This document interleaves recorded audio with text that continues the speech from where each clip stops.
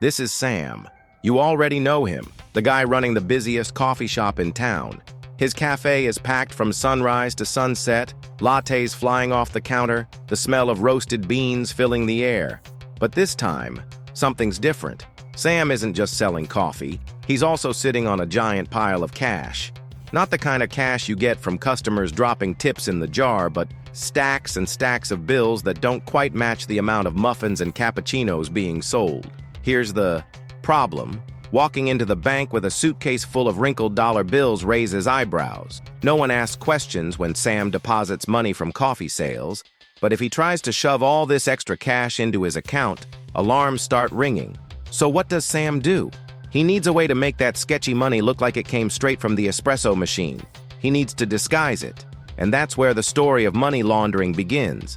A process that, believe it or not, works a lot like making your daily coffee. Here's where the first step begins. It's called placement. And think of it like pouring the first shot of espresso into your cup. Sam takes that pile of suspicious cash and starts blending it into the daily flow of his cafe. Instead of depositing all of it at once, he sprinkles it in, little by little, as if every single dollar came from lattes, muffins, and croissants. 100 here, a few hundred there, nothing that would make the bank clerk raise an eyebrow. It's like adding sugar to coffee. One spoonful at a time, it dissolves quietly. The goal is to make the money slip into the system without anyone noticing the bitter aftertaste. Placement is the hardest step to hide, because it's the moment dirty money first touches the clean financial world. If Sam walks in with too much at once, it's obvious. But if he does it slowly, carefully, the cash just looks like business is booming. By the end of this stage, the sketchy bills are no longer sitting under Sam's mattress. They're inside the cup, inside the bank account, disguised as everyday coffee sales. If placement is pouring the dirty money into the cup, layering is when Sam starts stirring like crazy, mixing it until you can't tell what's what anymore. Here's how it works. Once the money is in the bank, Sam doesn't let it sit there. He moves it, transfers it from one account to another, sometimes across countries, sometimes through shell companies that exist only on paper. Each move makes the money look a little less like the crumpled bills from his cafe register and a little more like legitimate business revenue. Think of it like adding milk, sugar, and maybe even some whipped cream. By the time you're done swirling, the original espresso shot is unrecognizable. The bitterness is buried under layers. Sam might invest part of it in a fake import-export business, send another slice through offshore accounts, or buy things he can later sell, like property or luxury goods. Every step creates distance between the money and its shady origins. The trick is confusion. The more complex the trail, the harder it is for anyone, banks, auditors, investigators, to trace it back to the source. Just like staring at a swirling cappuccino, good luck pointing to the exact moment the milk met the coffee. Layering is all about smoke and mirrors. By the time Sam finishes stirring, the dirty money doesn't look dirty anymore. It just looks complicated. Now comes the final step, integration. This is when Sam takes that perfectly stirred, unrecognizable cup of coffee and serves it back to you, looking just like any other latte on the menu. In money terms, this is when the cleaned cash re-enters the economy as if it were completely legitimate. Sam might invest it in his cafe expansion, open a new bakery across town, or even buy real estate. On paper, it all looks like normal, honest business. The shady money has blended in so well that it's nearly impossible to tell it. Apart from real profits, it's like sipping your drink. You don't stop to wonder which part of the taste came from the coffee, the sugar, or the milk. It's all just a latte. By now, the dirty bills have been poured, stirred, layered, and finally served up as if they were clean from the start. The brilliance and danger of integration is that the money no longer raises suspicion.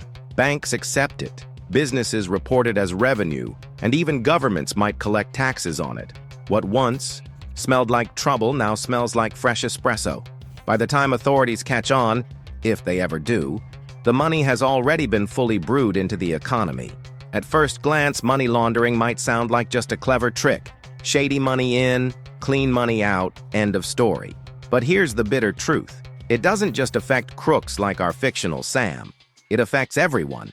When dirty money gets washed and poured back into the system, it allows criminals to keep their businesses running, whether that's drug trafficking, corruption, or fraud. Think of it as someone secretly spiking your favorite coffee blend. The drink still looks normal, but it carries something toxic inside. And the impact spreads. Laundered money can distort housing markets when it's funneled into luxury real estate, push up prices when it's dumped into businesses just to move cash around, and weaken entire economies by hiding the real flow of capital.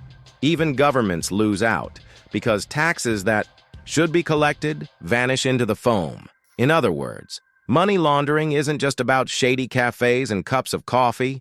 It's about criminals gaining power, honest businesses getting crushed, and communities paying the price, often without realizing it.